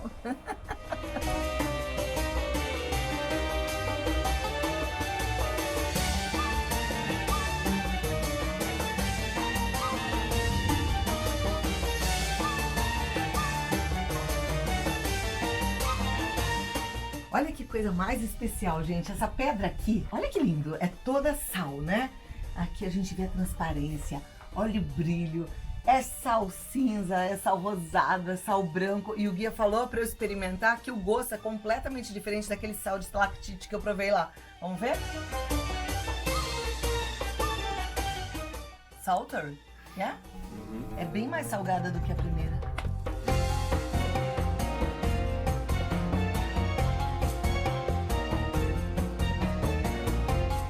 O guia estava me contando uma história muito interessante. Há muitos anos atrás, milhares de anos, as pessoas vinham de todos os continentes aqui para essa caverna de sal, porque na época não tinha refrigerador, não tinha congelador, né? E aí era o jeito de preservar a comida. Você sabe que até hoje, em vários lugares, a gente sabe que tem a carne de sol, porque ela é preservada no sol, enfim. As pessoas vinham e aí depois que elas descobriram que aqui tinha o sal branco e que esse sal poderia ser levado para casa, refinado e usado na alimentação, o que aconteceu? Eles precisavam proteger esse sal todo porque era precioso, senão ia acabar com o sal daqui. Daí eles criaram alguns, como se fosse segurança, que eram os guardas do sal. E esses guardas do sal, eles não recebiam o salário em dinheiro, porque na época o sal era tão valioso quanto o ouro, e eles recebiam sacolas de sal. E por conta disso, hoje a gente usa a palavra salário.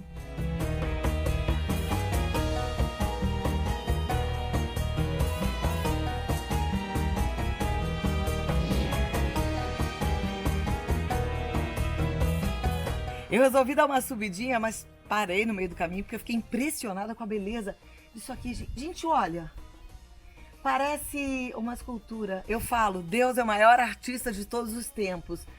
Olha, parecem vários castelinhos, como se fossem umas pontas, umas lanças. Isso é o efeito da chuva nessas pedras de sal. É impressionante. A hora que a gente toca o dedo é bem fininho assim, até espeta.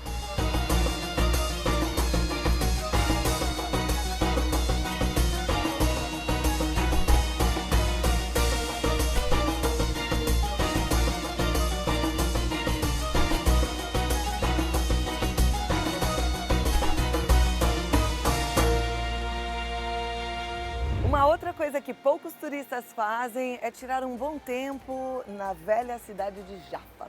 Sentar em um desses cafés, relaxar, ouvir uma musiquinha, apreciar as pessoas que vão e vêm. Quem sabe sentar de frente para o mar e apreciar o lindo oceano e até mesmo passear com calma pelo Mercado das Pulgas. Essa é uma cidade antiga, extremamente interessante, que vale a pena, se você vem para cá, vale a pena você tirar um bom tempo para passear. Eu vou fazer isso agora por você. Vamos juntos.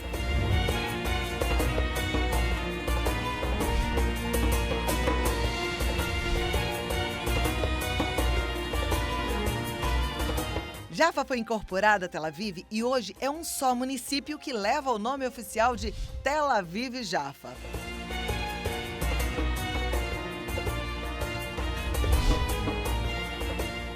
Bem-vindo a esse lugar histórico.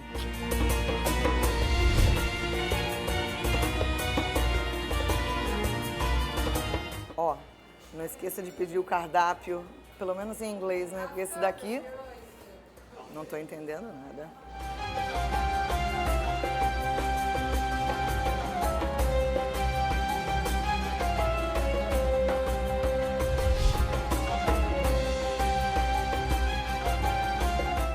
Ah, ô Jaffa, como eu amo essa cidadezinha.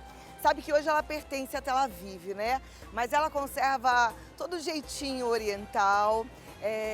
toda a característica arquitetônica da época dos otomanos, mas hoje ela tem um comércio vivo, ela tem bares, ela tem restaurantes, é uma lindeza. É pra gente passear aqui, se perder nas horas.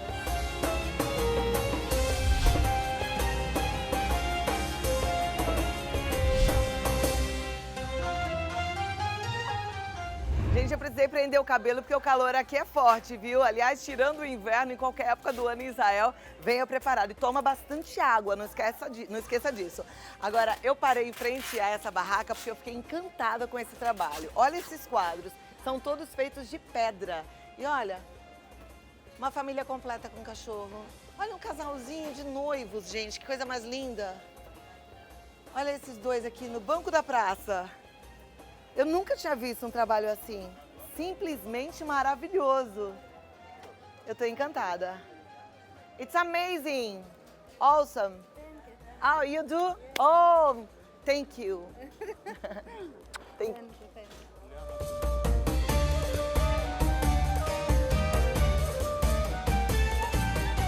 E agora a gente está entrando no Mercado das Pulgas, um lugar que os peregrinos passam assim, mas bem rapidinho. Mas como eu falo, né, vale a pena você vir para cá com tempo, porque tem muita coisa para olhar. Isso tudo já foi de alguém, já pertenceu a uma família, tem história e tem peças muito preciosas, sabe, no sentido dos detalhes, do bordado, da pintura. Enfim, é só olhando de perto mesmo para entender. Vamos passear.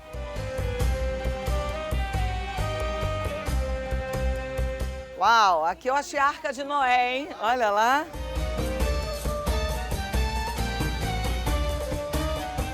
Tem peças novas também, tá? Cachemiras, roupas, saias, cartas, enfim.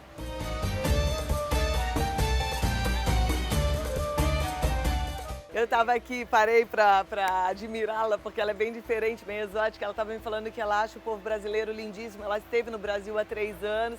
And did you like Brazil? Beautiful, I love it. Ela amou o Brasil. Quem não ama, né, gente?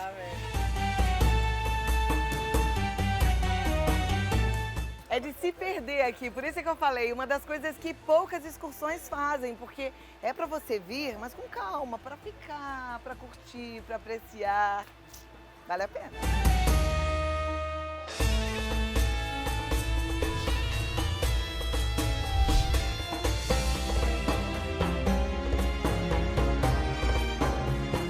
Outro lugar que pouca gente conhece é esse aqui, os túneis do muro. Esses túneis são incríveis, levam a gente para o lugar mais próximo do templo. Na verdade, o lugar que fica bem pertinho da Arca da Aliança. A gente vai descendo e acessa ao piso original de Jerusalém da época de Jesus.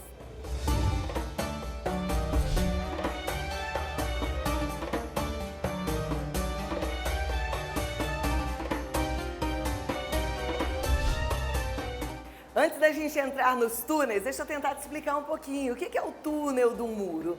Na verdade, a gente vê o Muro das Lamentações lá de fora e é apenas esse espacinho aqui, olha. Parte do muro que está preservado e que está à mostra, porque o restante passou por muitas conquistas e derrotas. Aí tem uma maquete que explica um pouco de tudo isso. Imagina que aqui é o Monte Moriá. Monte Moriá foi o local do quase sacrifício de Isaac pelo seu pai Abraão, né? Depois desse sacrifício, quase sacrifício, foi construído o Templo de Salomão, depois destruído. Na época do rei Herodes, muitos anos depois, ele retira essa parte aqui para deixar esse terreno plano e constrói o Muro das Lamentações. Um muro gigante que compreende o espaço de alguns campos de futebol. Dentro desse muro, ele constrói o Templo de Herodes, um templo lindo. Falava-se na época que quem vinha a Jerusalém e não conhecia o Templo de Herodes não tinha visto beleza no mundo, de tão lindo que ele era. No ano 70, depois da morte e crucificação de Cristo, toda Jerusalém foi destruída, o templo foi destruído e aí, com o domínio muçulmano, a gente tem aqui o Domo da Rocha. Em volta de uma mesquita, sempre tem um bairro. Nasceu então, nesse espaço aqui, o bairro muçulmano. O que a gente tem hoje é parte do muro. E é isso que a gente vê lá de fora, mas aqui de dentro a gente visita internamente e acessa lugares do muro que pouca gente conhece.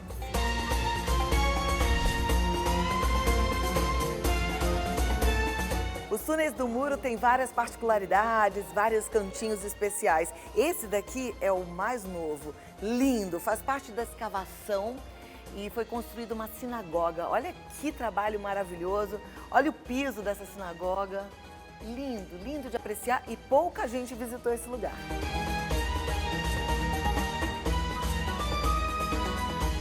Olha que detalhe interessante, essa pedra aqui tem 14 metros de extensão. A gente nesse tempo moderno olha e fala, ah tá, o maquinário trouxe. Não, gente, naquela época não tinha nada disso. Não tinha máquina, não tinha guindaste, não tinha trator. Agora, como é que essa pedra veio parar aqui?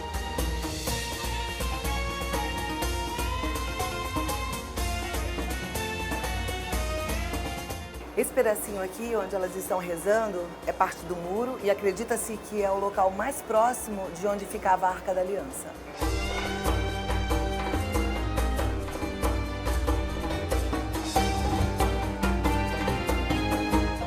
Ah, deixa eu falar uma coisa pra vocês. Essas pedras aqui, repara, elas são quadradas, né? Como se fosse um quadro. Isso é uma marca da construção de Herodes, tá? E o interessante também é que não tem nada colando uma pedra a outra, é só uma sobreposição.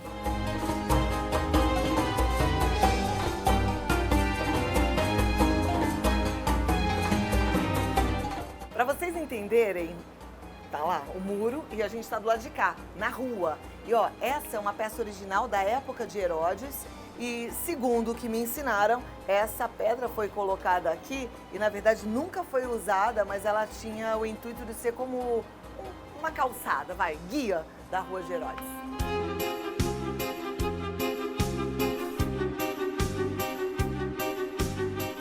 Gente, olha isso. Aqui eu me sinto muito emocionada, porque esse aqui eu posso falar que é o piso original onde Jesus passou, porque esse é o piso original da época de Jesus. Isso é incrível. Só para você ter uma ideia, essas colunas são originais da rua, da cidade daquela época. É o máximo, né? Aí você fala assim, e a Jerusalém, lá de cima, que tem a Vida Dolorosa? Tá lá, ó, lá no alto. A gente já tá bem embaixo.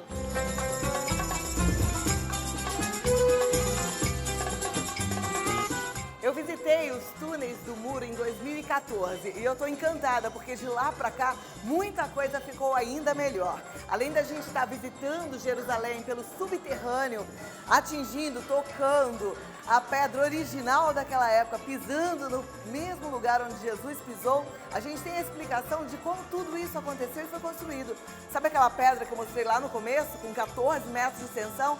Aqui a gente entende como é que ela veio parar aqui. Ó, esforço não foi pouco, não.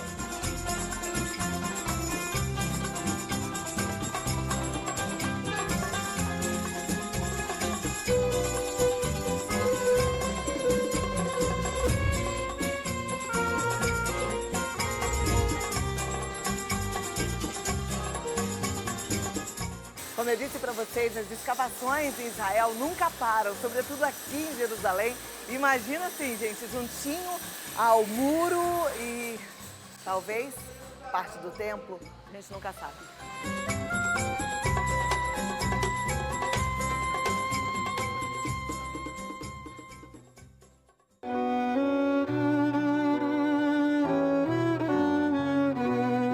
A gente vai entrar agora na Sinagoga das Mulheres. Elas ficam rezando aqui, elas se revezam.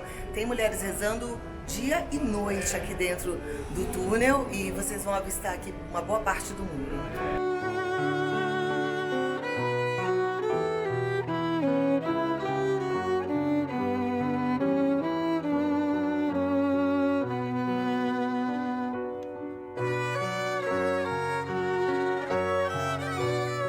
A parte que a gente viu lá de baixo é o local onde os homens estão rezando. A nossa equipe vai até lá mostrar de perto para vocês.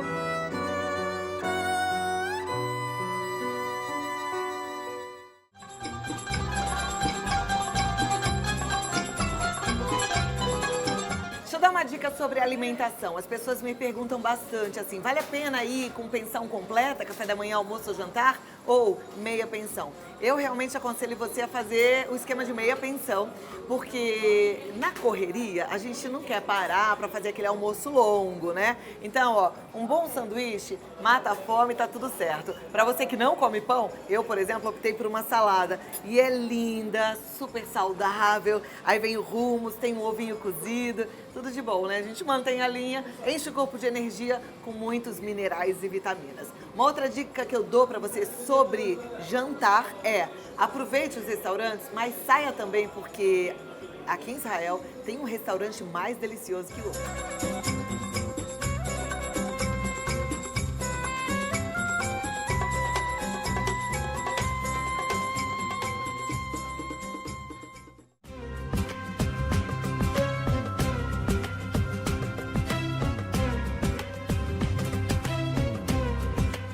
Outro lugar interessante para você tirar um tempinho e relaxar quando vier a Israel é o bairro judeu da Velha Jerusalém. Por aqui a gente tem obra de arte, cafés gostosos, restaurantes, lojinhas. Vale a pena tirar um tempo para relaxar. Ó, essa aqui sou eu. Eu amo Israel. Eu tô encantada com o bairro judeu, porque, como eu te disse, né, ele tá todo remodelado e muitos artistas novos, com exposição permanente, porque tem aqui as lojas de muita obra de arte interessante.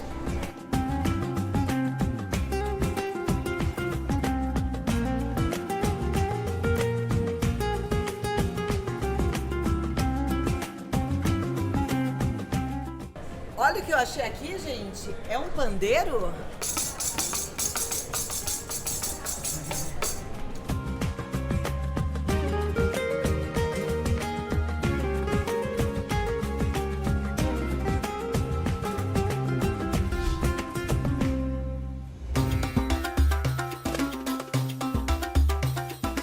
Essa é uma das pinturas mais lindas do Cardo.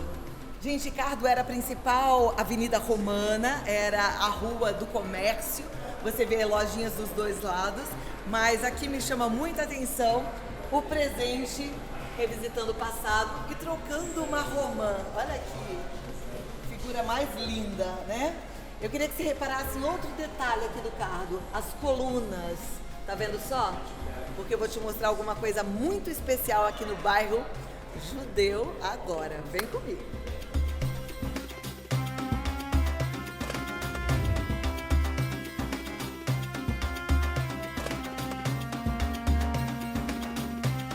Aquele quadro era a representação do Cardo.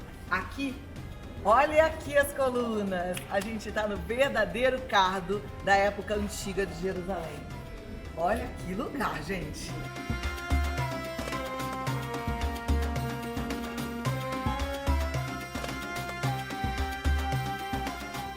Gente, eu fico encantada aqui. Agora, vem cá, deixa eu te mostrar uma coisa que eu achei interessantíssima. Olha, isso aqui, gente, era uma das lojas do Cardo. Pensa uma coisa, o Cardo foi durante 500 anos a principal rua de comércio de Jerusalém. Será que eles vendiam aqui? Tem outra loja aqui. Essa daqui no cantinho. Será que eram frutas, legumes?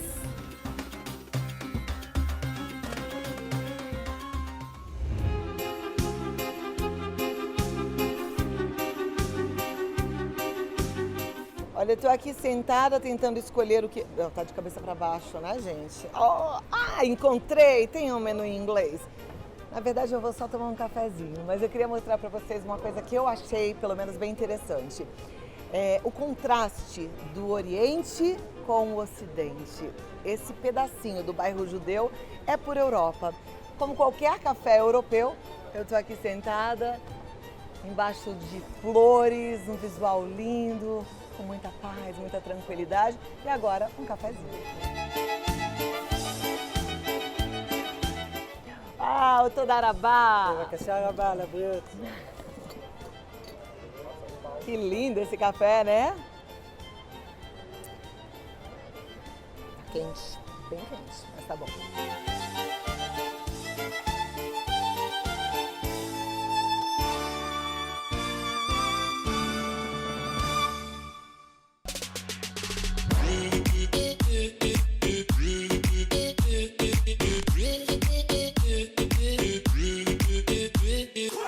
Quando Quando você pensa em Israel, você tem ideia de que você pode se aventurar no deserto da Judéia? Exatamente isso que você vai fazer aqui. Um rally de 4x4 pelo deserto da Judéia, avistando paisagens divinas. Aliás, é uma mais estonteante que a outra, tudo causada pela erosão. Ou seja, Deus é o artista. E o interessante aqui é que a gente sobe, porque a gente está no alto de uma montanha, mas apesar da gente conseguir olhar tudo lá embaixo, estamos na menor montanha do planeta, na mais baixa montanha. Fica 200 metros abaixo do nível do mar.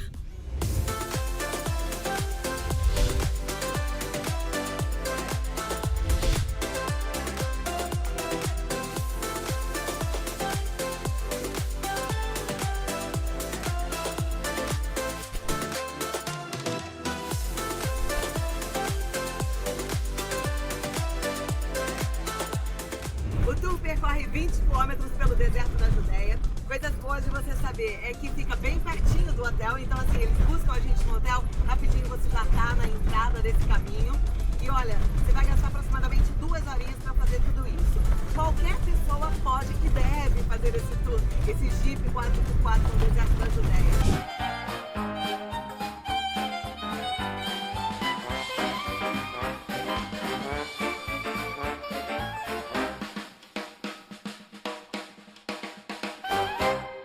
Bom, gente, pesquei coisas diferentes que você pode fazer aqui em Israel. Espero que você tenha gostado. Te encontro no próximo destino aqui com o nosso Rede Vida Visita. Beijo grande e até o próximo. Tchau!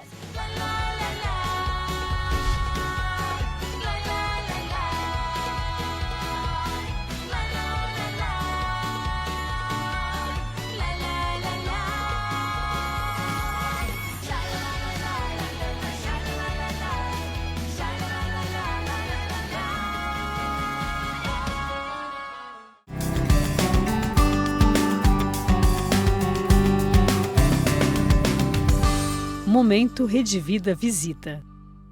Então, a gente tem hoje um artesanato bonito para você deixar aí a sua casa diferente, estilosa, né? Vamos colocar em prática, tá bom? Você pode fazer uma peça muito bonita e vai utilizar uma técnica que pode ser feita em qualquer tipo de peça, o que é muito legal. Adriana. Oi, Cláudia. Bem-vinda. Obrigada por estar aqui com a gente, viu? Ai, obrigado eu. E aí, parabéns de antemão Muito pelas suas obrigada, peças. São muito muito obrigada. lindas. E cada Fico uma muito tem um feliz. jeitinho. Tem um jeitinho diferente. Mas todas tá? elas têm a sua personalidade. Sim, É muito lindo sim. quando a gente vê um trabalho assim, né? Muito E obrigada. hoje a gente vai aprender a fazer Hoje qual nós vamos técnica? fazer um esponjado, uma Tá. placa, como aquela ali, ó. É esse acabamento? Isso, Nossa, que esse lindo que fica. acabamento. Gente, dá pra olha. fazer numa plaquinha como essa, mas dá pra você fazer esse fundo aqui Em numa mesa. mesa, Vai ficar lindíssimo, né? banco, cadeira. Então vamos aprender. Né? Vamos lá. Vamos lá. E a gente vai usar um material muito simples que todo mundo tem em casa, que é a esponjinha de cozinha, né? Nós vamos usar, vamos molhar, né? Que nós vamos fazer um esponjadinho, tirar todo o excesso, tá? Vamos trabalhar com tinta, vamos começar aqui. E é muito gostoso de fazer, Cláudia, olha. Você vai trazendo. Uhum. Você vai usar quantas cores? Eu vou usar 4 cores, Cláudia. Tá, aí deixa eu te fazer uma pergunta. Primeiro, você já preparou com o quê? Eu já preparei com gel envelhecedor. Tá? Porque era um MDF. Esse daqui era um MDF, é um MDF, né?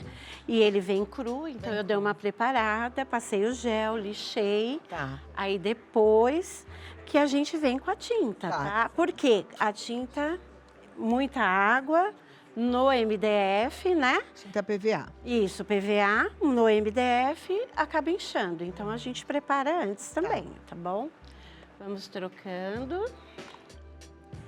Vamos trabalhar aqui com esse, que é o Hortência. Eu tô trazendo as cores que vão combinar com esse essa papel. decopagem que olha. você fez. E você pode vir aqui, ó. Você pode entrar e você vem. Eu poderia fazer a mesma técnica usando outras cores. Outras cores. As Aqui cores, nessa plaquinha, por exemplo, você usou o quê? eu usei o verde, o branco, olha, tá Aham. vendo? O marrom, né? Nós usamos aqui tudo que combinasse com o papel. E esse rosa antigo. E esse rosa antigo, só para dar uma luz, Tá. né? Que nós vamos trazer aqui nesse trabalho com o pele, tá? Porque aqui, por enquanto, a gente está brincando, a gente não mesclou. Estamos só depositando a tinta, né? Ó, vamos fazendo. Vendo? Você faz artesanato há quanto tempo, Adri? Então, eu faço artesanato há 20 anos. E eu comecei no artesanato, eu sou professora, na verdade, pedagoga, né? E eu comecei porque eu tenho 3 filhos. E os 2 menores, eles brigavam muito e eu tinha que trabalhar. Tinha uma escola perto da minha casa de artesanato, abriu. Aí tinha aula de biscuit, eu fui colocar eles e coloquei, que eles eram pequenos. Eles que foram fazer biscuit? Foram fazer biscuit. E aí eu vi aulas de MDF. Fiquei assim, falei, ai. Que e fui fazer. E eles E fazem fiz até hoje? Não, hoje né? eles... Mas foi uma boa, porque parou a briga, né? Eu conseguia trabalhar. Claro, porque a gente tem que dar atividade para a criançada, né? Sim. E assim, eu fiz um mês de aula e depois eu fui buscando na internet. E é uma terapia, né? Nossa, demais. Olha, vamos brincando com as cores agora. E você vai, você vai Nós tirando vamos- as olha marcações, como você vai isso, misturando olha bem. como elas vão se integrando. Gente, vai ficando a coisa mais linda. Né? Agora você vê, né? Um artesão, ele precisa enxergar bem. A criatividade, assim, como eu dei aula durante muito tempo, né? A gente acaba enxergando mesmo, né? Vamos lá. Nossa, Vamos lá, olha. Como ficou linda. Isso. Aí coloquei aqui umas flores pra gente dar um detalhe legal, né? Aqui eu pego um rolinho de cortiça pra gente fazer só um charmezinho. Um charmezinho. Então a gente vem, olha, com a mão bem levinha e a gente corre. Que aí dá um toque mais envelhecido aí você ainda. Volta. Aí você analisa a sua plaquinha. Aí você, com a mão levinha, não precisa mais repor a tinta, tá? Você dá aula hoje de artesanato? Sim, dou aula de artesanato. E Faço você- workshop. Onde é que é? Você tem ateliê? Tenho, e é lá em São Bernardo do Campo. Ah, que ótimo. Você que está no ABC, que estava procurando alguém para fazer aula. Gente, isso é transformador.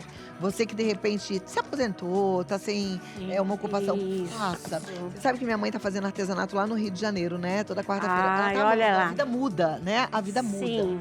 Então, mude Muda. a sua vida. Vai fazer aula com essa queridona aqui. Ah, obrigada. Adriana Isola 69. Adriana Isso. Isola 69.